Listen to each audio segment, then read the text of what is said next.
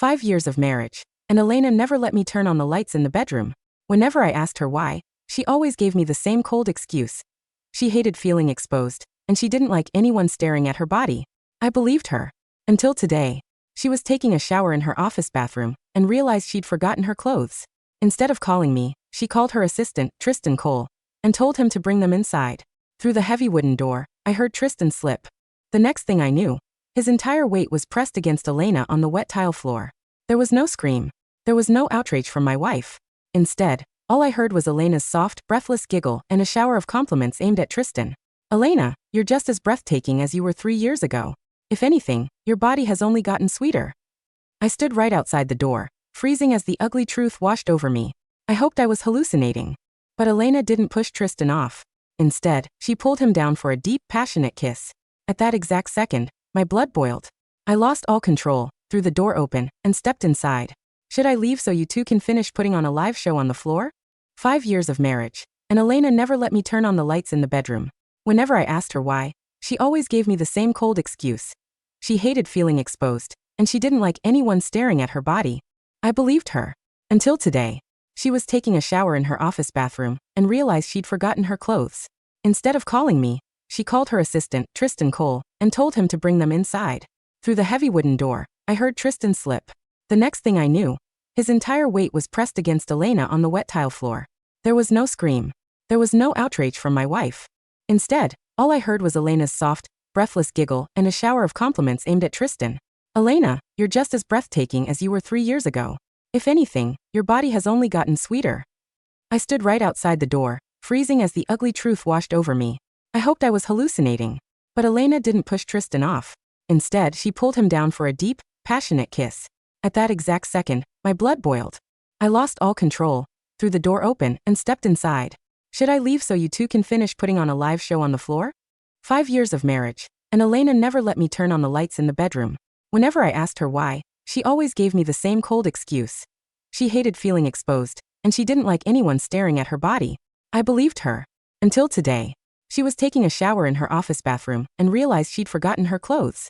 Instead of calling me, she called her assistant, Tristan Cole, and told him to bring them inside. Through the heavy wooden door, I heard Tristan slip. The next thing I knew, his entire weight was pressed against Alaina on the wet tile floor. There was no scream. There was no outrage from my wife. Instead, all I heard was Alaina's soft, breathless giggle and a shower of compliments aimed at Tristan. "Alaina, you're just as breathtaking as you were 3 years ago. If anything, your body has only gotten sweeter." I stood right outside the door, freezing as the ugly truth washed over me. I hoped I was hallucinating. But Alaina didn't push Tristan off. Instead, she pulled him down for a deep, passionate kiss. At that exact second, my blood boiled. I lost all control, threw the door open, and stepped inside. Should I leave so you two can finish putting on a live show on the floor? 5 years of marriage, and Alaina never let me turn on the lights in the bedroom. Whenever I asked her why, she always gave me the same cold excuse. She hated feeling exposed, and she didn't like anyone staring at her body. I believed her. Until today. She was taking a shower in her office bathroom and realized she'd forgotten her clothes. Instead of calling me, she called her assistant, Tristan Cole, and told him to bring them inside. Through the heavy wooden door, I heard Tristan slip. The next thing I knew, his entire weight was pressed against Alaina on the wet tile floor. There was no scream. There was no outrage from my wife. Instead, all I heard was Alaina's soft, breathless giggle and a shower of compliments aimed at Tristan. "Alaina, you're just as breathtaking as you were 3 years ago. If anything, your body has only gotten sweeter." I stood right outside the door, freezing as the ugly truth washed over me. I hoped I was hallucinating. But Alaina didn't push Tristan off. Instead, she pulled him down for a deep, passionate kiss. At that exact second, my blood boiled. I lost all control, threw the door open, and stepped inside. Should I leave so you two can finish putting on a live show on the floor? I typed in our wedding anniversary. Incorrect. Just as I was about to lose my temper and kick the door down, a disgusting thought crossed my mind. I typed in Tristan's birthday. Click. The door unlocked. My fists clenched so hard my knuckles popped. I threw the door open and stormed inside. Tristan was lounging on my custom sofa, wearing my silk pajamas, drinking a vintage Bordeaux from my private cellar, and singing to a song on his phone. My sudden entrance didn't even startle him. He just smiled, looking at me like he was the king of the castle. "Oh hey Marcus. Glad you could make it. Come on in. You want some of this XO, or? Who gave you permission to be in my house?" I roared. This was my house. I bought it. Who the hell did this little parasite think he was, flaunting himself in my face. He had already finished half of a $50,000 bottle of wine. My face turned dangerously dark. But Tristan didn't care about my anger. Now that there were no employees around, he dropped his innocent act completely. Your wife told me I could stay here. Oh, actually, scratch that. She said she's gifting this mansion to me. I knew it. It was Alaina's doing. But this mansion's deed was solely under my name. I bought it with my own money. She gave it to you? Who the hell does she think she is? Get the fuck out of my house before I call the cops and have you arrested for trespassing. Tristan laughed, completely unfazed. He stood up, walked over, and splashed the red wine right into my face. He tapped a finger hard against my chest. Marcus, who the fuck do you think you are? You're just a kept man.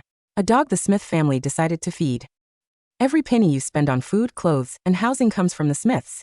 And you have the nerve to claim this house is yours. You're the one who needs to get out. The wet, sticky wine dripped down my face. The last of my patience snapped. I reached out, grabbed his finger, and twisted it backward until the bone cracked. Tristan screamed, dropping to his knees. You piece of trash, let go. Oh, I'll let go, I whispered. I grabbed his arm, pivoted, and slammed his body onto the marble floor. I had been trained by elite private security instructors since I was 5 years old to be the heir of the Pierce family. A fragile, pampered kid like Tristan stood absolutely zero chance against me. The loud crash drew Alaina running down the stairs. She was wearing a silk nightgown, her neck covered in fresh hickeys. I froze for a second. I hadn't expected her to be here. They must have had a wild night before I arrived. Even though I was completely done with her, seeing the physical proof of her betrayal still stung a little. I had resisted my family's arranged marriage for years, until I saw Alaina's picture. I remembered her from years ago, the brave girl who had risked her life to save my pet dog. I thought she was pure, kind, and different. But people change. Time rots everything. Marcus. Alaina screamed, rushing down. She grabbed a heavy wooden chair and swung it directly at my head. I easily stepped aside, dodging the blow. Missing me made her even more furious. Since the gloves were off, I didn't hold back.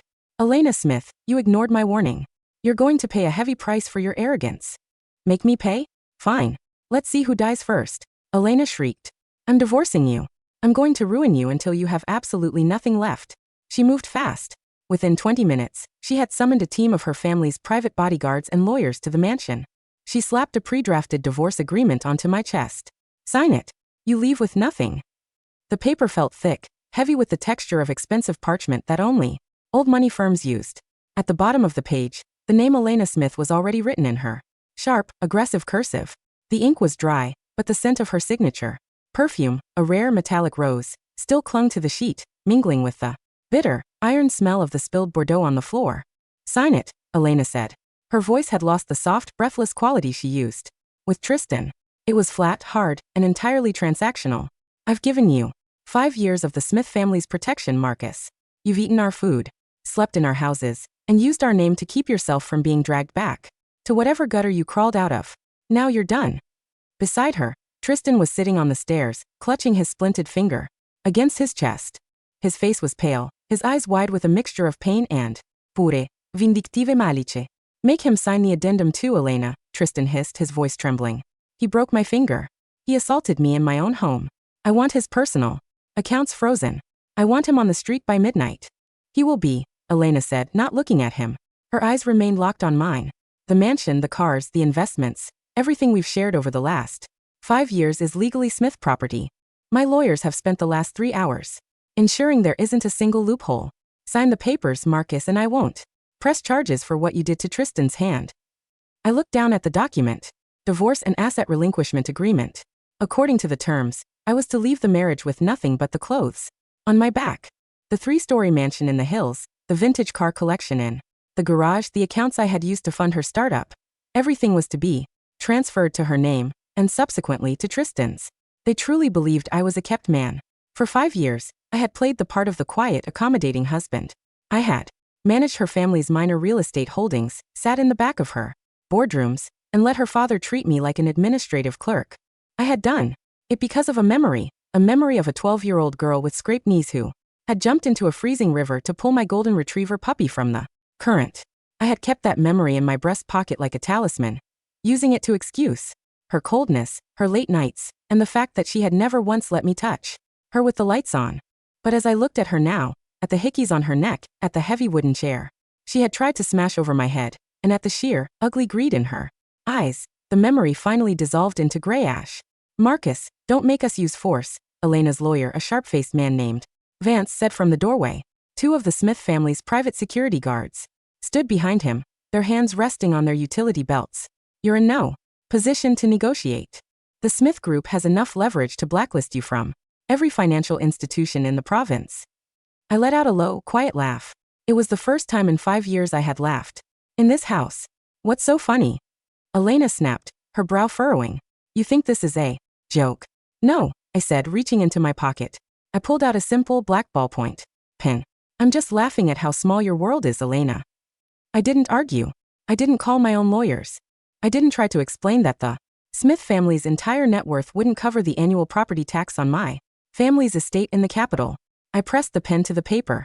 With 3 quick, fluid strokes, I signed my name at the bottom of the page. Marcus. No last name. The Smith family had never bothered to ask for my full legal name. When we registered the marriage, they had simply used the temporary identification papers my family's legal team had drafted to keep my identity hidden from the public. I tossed the pen onto the marble table. It rolled through the pool of spilled wine, leaving a dark red trail across the white parchment. There, I said, stepping back. It's yours. Marcus. Alaina's eyes flickered with a sudden, momentary uncertainty. She hadn't expected me to sign so quickly. She had expected me to beg, to plead, to ask for a monthly allowance or a small apartment to keep myself from the street. You have 24 hours to gather your personal belongings. After that, the locks will be changed. You can keep the belongings, I said, walking toward the grand double doors of the entryway. What the Smith family gave me you can keep. What I built I will take back. And what the Pierce family owns. I paused, my hand on the heavy brass door handle. I looked back over my shoulder, the faint light from the chandelier catching the sharp, symmetrical lines of my face. You cannot touch. I opened the door and stepped out into the pouring rain, leaving them to their victory in the dark. The rain was cold, but it felt clean against my skin, washing away the sticky, sweet smell of the Bordeaux and the heavy, suffocating scent of Alaina's metallic rose. I walked down the winding driveway of the estate, my leather shoes clicking against the wet asphalt. At the iron gates of the property, a sleek, black limousine was already waiting, its hazard lights blinking slowly in the gray mist. As I approached, the rear door opened, and an older man in a charcoal gray suit stepped out, holding a large black umbrella. Good evening, Master Marcus, the man said. His voice was steady, deep, and carried the quiet, absolute authority of someone who had served the Pierce dynasty for 40 years. Hello, Thomas, I said, stepping under the umbrella. The family has been waiting 5 years for this call, Thomas said, opening the door of the limousine for me. The chairman was highly displeased when you chose to enter that contract. He is pleased to hear it has been concluded. It was a mistake, Thomas, I said, settling into the leather-scented warmth of the car. I was chasing a ghost. The dead should remain buried, sir, Thomas said, closing the door and climbing into the passenger seat. The car pulled away from the curb with a silent, powerful surge of its engine. Thomas handed me a small, velvet-lined tray. On it sat a fresh change of clothes, a bespoke charcoal wool suit from Seville Row, and a heavy platinum signet ring engraved with the Pierce family crest, a double-headed falcon. Clutching an iron key, I took off my wet shirt, slipped into the fresh wool, and slid the ring onto my right ring finger. The metal was cold, heavy, and fit perfectly against my skin.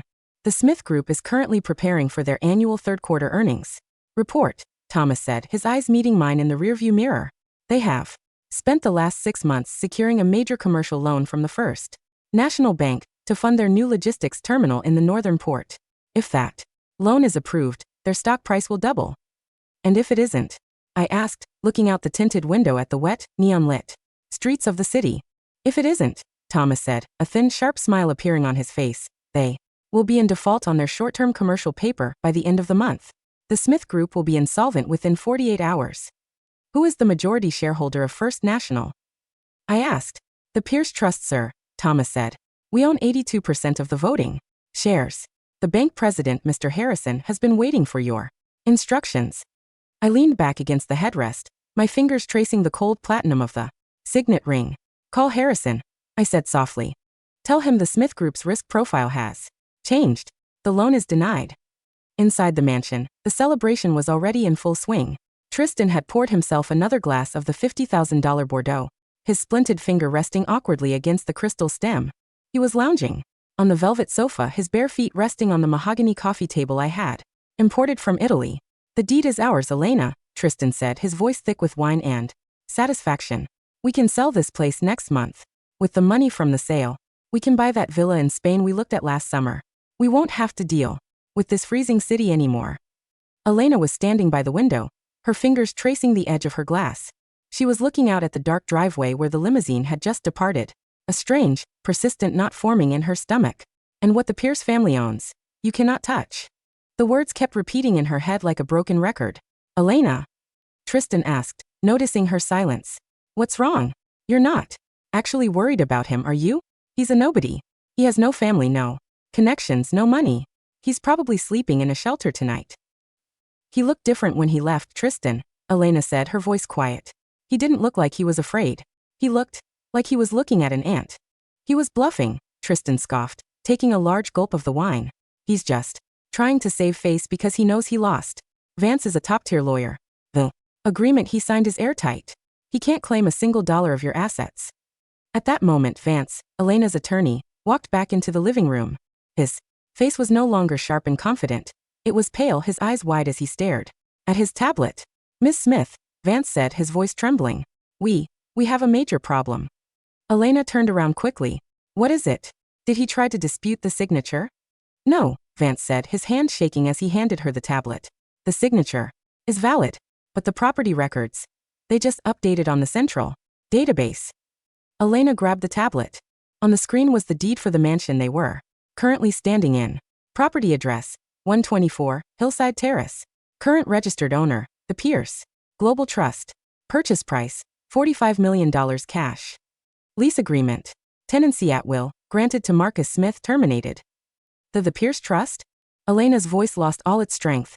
What is this? I thought Marcus bought this house with his own savings. He did, Vance whispered. But the savings were drawn from an offshore account, registered to the Pierce Trust. The deed was never in his personal name, M.S. Smith. It was held in trust, and under the terms of the divorce agreement you just had him sign. Vance swallowed hard, his collar suddenly looking very tight. You agreed to relinquish all claims to any assets held by third-party trusts associated with your husband. In your eagerness to strip him of his personal accounts, you legally waived any right to dispute the ownership of this property. Alaina stared at the screen. The white letters seemed to burn into her eyes. Pierce Global Trust. The name was legendary in the capital.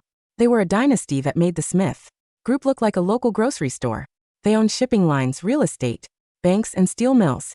They were the silent hand that moved the economy of the entire province. This is a mistake, Tristan said, standing up so quickly he spilled his wine onto the white rug.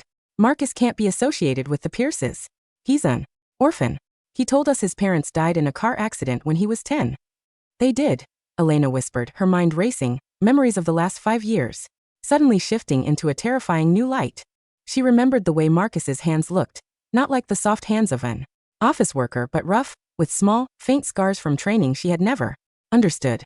She remembered the way he had handled her father's business associates, never speaking, but watching them with a quiet, lethal analysis that had made several of them visibly uncomfortable. She remembered the way he had looked at her through the dark every night. Alaina, call the police, Tristan yelled. Tell them he stole the deed. Tell them he's trying to scam us. Before Alaina could answer, her phone began to ring. It was her father, the chairman of the Smith Group. She pressed the answer button, her hand shaking. Dad. Alaina. What the hell is going on over there? Her father's voice roared through the speaker, so loud that even Tristan could hear it. The First National Bank just pulled our commercial credit line. Harrison said our risk rating has been downgraded to speculative. The stock is crashing in the pre-market. We've lost $40 million in valuation in 10 minutes. What? Alaina's knees buckled. She sank onto the sofa, the tablet sliding from her fingers onto the floor. Dad, how is that possible? Harrison promised us the loan would be approved today. He said the decision came from the parent company. Her father shouted, his voice cracking with panic. The Pierce Group. They've ordered a full audit of our outstanding debt. Alaina, if we don't find $50 million in liquidity by Friday, the creditors will file for involuntary bankruptcy. Who did you offend? Who the hell did you talk to today? Alaina looked down at the tablet on the floor. The silver signet ring. The double-headed falcon. And what the Pierce family owns, you cannot touch. Marcus, she whispered, her throat dry as paper. It was Marcus.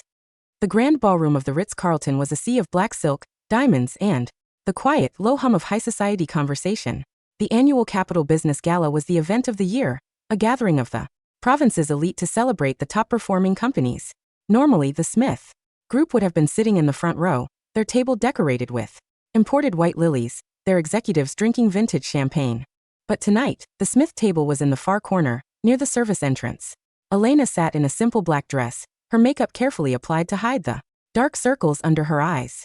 Beside her, Tristan was wearing a rented tuxedo, his splinted finger hidden in his pocket. Her father, Richard Smith, was sweating through his collar, his eyes darting toward the VIP section at the front of the stage. The chairman of the Pierce Group is attending tonight, Richard whispered, his voice trembling as he took a large drink of whiskey. They're announcing the new logistics partner for the Northern Port.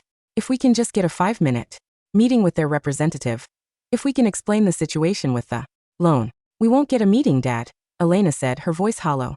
They've blocked our calls. Vance said their legal team has already filed the eviction notice for the mansion. We have until Monday to clear out. It's his fault, Tristan hissed, leaning in. That piece of trash Marcus, he must have found some connection to a mid-level manager at the Pierce Trust. He's using them to take revenge on us. We should have him arrested for corporate sabotage. Shut up, Tristan, Alaina said, her tone sharp. You don't know what you're talking about. At that moment, the lights in the ballroom dimmed.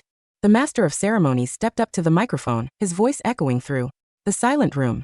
Ladies and gentlemen, tonight we have the distinct honor of welcoming the new chairman of the Pierce Global Trust. As you know, the Pierce family has spent the last 5 years operating under a temporary regency, while the sole heir completed his private preparations. Tonight, he has officially assumed the mantle. The double doors of the ballroom opened. A team of 8 private security guards in dark navy suits walked in, forming a human corridor from the entrance to the stage. Behind them came Thomas, the old butler, carrying a silver tray with a single, white leather folder. And behind Thomas walked Marcus. He was wearing a bespoke, midnight blue tuxedo that fit his broad shoulders perfectly. The platinum signet ring on his finger gleamed under the crystal chandeliers, the double-headed falcon catching the light with every step he took. His face was calm, symmetrical, and entirely unyielding, the face of a man who owned the very air the guests were breathing. The ballroom went dead silent. Alaina stood up so quickly her chair nearly scraped against the floor. Her hand went to her mouth, her eyes wide with a terror so deep she forgot to breathe. Marcus, she whispered. Beside her, Tristan's glass slipped from his fingers, crashing against the table, and splashing red wine across the white cloth. No, that's impossible. That's him? That's the kid who? The heir, Richard Smith gasped, his face turning a gray, paper-like color as he stared at the man he had once called a penniless dog. My God, Alaina, that's your husband. Ex-husband, Alaina corrected, her voice barely a breath. Marcus walked up the steps of the stage, his gaze sweeping over the crowd. He didn't look at the Smith table. He didn't need to. To him, they were already ghosts. Good evening, ladies and gentlemen, Marcus said, his voice low, steady, and carrying the quiet, absolute authority of his name. Tonight, the Pierce Group is announcing the termination of our commercial partnership with the Smith Group. We will be taking over the Northern Port Logistics Terminal personally, and all outstanding Smith Group debt held by First National will be recalled, effective midnight tonight. A collective gasp ran through the room. Richard Smith collapsed back into his chair, his hands shaking so violently he dropped his glass. The Smith Group was dead. In less than 30 seconds, Marcus had dismantled a 30-year-old commercial empire with a single sentence. Marcus, please. Alaina's voice broke through the silence of the ballroom. She ran toward the stage, her high heels clicking against the marble, her hands reaching out toward him. The security guards immediately stepped forward, their hands resting on their holsters, but Marcus raised a hand, stopping them. He looked down at her from the edge of the stage. Marcus, Alaina sobbed, her knees touching the cold marble as she looked up at him. I made a mistake. I was blind. Tristan was nothing to me. He was just a distraction. I love you, Marcus. We've been married for 5 years. You can't just destroy my family over this. Marcus looked at her. He didn't look angry. He didn't look hurt. He looked at her with the quiet, cold curiosity of a scientist looking at a specimen. Do you remember the river, Alaina? He asked softly. Alaina blinked, her tears pausing. The river? 12 years ago, Marcus said. The Northern Current. The golden retriever. Puppy. Yes, I remember. Alaina cried, thinking she had found a lifeline. I jumped in. I saved him for you, Marcus. I did it because I cared about you. Marcus let out a low, quiet sigh. You didn't jump in, Alaina, he said. He gestured to the side of the stage. From the shadows, a young woman in a simple, dark green dress stepped forward. She had quiet eyes, her hair tied back, her hands carrying the faint, small scars of someone who had spent her life working in the family's veterinary clinic. It was Clara, Alaina's cousin, the quiet relative the Smith family had kicked out of the estate 3 years ago because she had refused to sign over her share of her grandfather's inheritance. Clara. Alaina gasped, her face turning completely white. It was Clara who jumped into the river, Marcus said, his voice as quiet as the sea. She was the one who saved the puppy. She was the one who nearly drowned in the current while you sat on the bank, complaining that the mud would ruin your new shoes. You took the credit because you knew my grandfather was looking for a suitable companion for me, and your father needed the Pierce Group's investment to save his first business. He stepped down from the stage, stopping just inches from where Alaina knelt. For 5 years, I tolerated your coldness, Alaina, he said. I tolerated your greed, your insults, and your lies, because I believed I owed you a debt. But the debt was never yours. He reached out, his hand gently taking Clara's hand, his fingers tracing the small scar on her wrist. The Smith Group is finished, Alaina, Marcus said, his voice entirely unyielding. And so are you. He turned and walked away, flanked by his security detail and Clara leaving. Alaina kneeling in the dark of the grand ballroom, surrounded by the silent, mocking stares of the world she had tried so hard to own. The transition of the Hillside Terrace mansion was completed on Monday morning. The moving trucks had arrived at dawn, their diesel engines rumbling in the quiet mist of the hills. 2 of the Pierce Group's private security guards stood by the grand iron gates, checking the inventory lists as the Smith family's personal belongings were carried out in cardboard boxes. Alaina stood by the entrance of the empty living room. The custom sofas were gone, the mahogany tables wrapped in protective plastic, and the crystal chandeliers dark. The house smelled of dust and wet paint. Tristan was sitting on the stairs, his suitcase at his feet, his rented tuxedo replaced by a cheap, wrinkled tracksuit. He looked smaller, his skin a sallow, sickly yellow, his splaying splinted finger looking like a dead twig. Where are we going, Alaina? Tristan asked, his voice flat, devoid of the arrogant, petulant energy he had carried just 3 days ago. My landlord said the apartment downtown has been leased to someone else. The Smith Group. Credit card. It was declined at the hotel. Alaina didn't answer. She was looking at the marble floor near the fireplace, the place where Marcus had stood when he signed the divorce agreement. What the Smith family gave me, you can keep. What I built, I will take back. He had taken back everything. Her father had been arrested on Friday night for commercial fraud and tax evasion. The Smith Group's assets were being liquidated by the bankruptcy court, and her name was on 3 different personal guarantees for the company's outstanding loans. She was no longer a socialite. She was a debtor facing a mountain of litigation that would take her entire adult life to resolve. Alaina. Tristan stood up, reaching out to touch her arm, but she pulled back with a sudden vicious snarl. Don't touch me, Tristan, she hissed, her eyes wide, wild with a rising, suffocating hatred. If it weren't for you, if it weren't for your pathetic, greedy games, I would still be the wife of the Pierce heir. I would still be the mistress of this estate. You ruined my life. I ruined your life? Tristan let out a sharp, hysterical laugh. You were the one who brought me here. You were the one who told me Marcus was a dog. You were the one who wanted to give me this house. You're just as greedy as I am. Alaina. The only difference is you're stupider. Before Alaina could answer, the front door of the mansion opened. Thomas, the Pierce family butler, walked in, followed by 2 of the movers.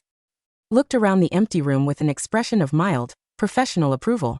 Ms. Smith, Mr. Cole, Thomas said, his voice calm and entirely polite. The 24 hours have expired. The locks are being changed now. Please exit the property. Alaina looked at Thomas. Thomas, please. Just let me see him. Let me talk to Marcus. I can explain. I can show him that I'm different. Master Marcus is currently in the capital, Ms. Smith, Thomas said, his face a flat, unyielding wall of professional indifference. He is preparing for his wedding to Miss Clara. He has no further business in this city. Is his wedding? Alaina's voice lost all its remaining strength. Yes, Thomas said, opening the door wide, the cold winter wind blowing through the empty hall. A public ceremony, Ms. Smith. With the lights on. Alaina stared at the open door, the cold rain of the hills starting to fall once more, washing away the last of the dust from the marble floor. She didn't speak. She didn't look at Tristan. She slowly picked up her small, leather handbag and walked out into the rain, her high heels clicking a final, lonely cadence against the wet concrete of the driveway, leaving her name, her family, and her pride behind in the dark.